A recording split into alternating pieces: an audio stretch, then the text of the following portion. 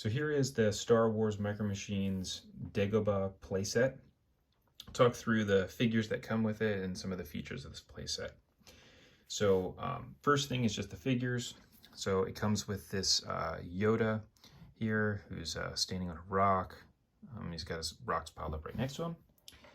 You also have the Obi-Wan, the translucent version of him. You have Luke with his hand out like he's using the Force to lift something up.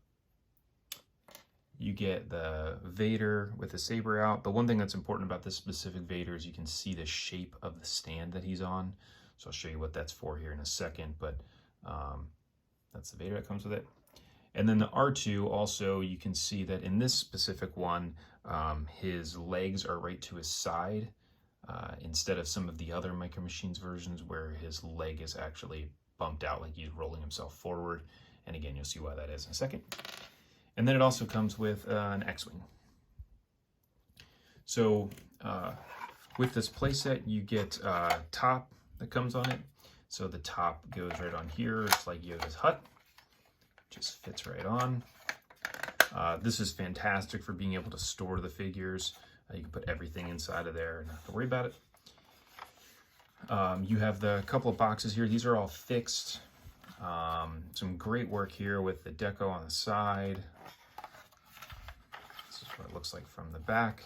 You have this little spinner here, which spins the thing that's inside the log like he's in the cave. And then on this side, you have this little bar here, which you push forward. And then you'll actually see what that does here with this guy. So when we open up this little monster, that pushes the bar forward, which I'll show you here in a second with R2. But he goes in there. And then the other thing, that other function here is that this little tab will lift this X-Wing up. So I'll show you how all those function. So the X-Wing has the little peg hole, fits perfect on top of that.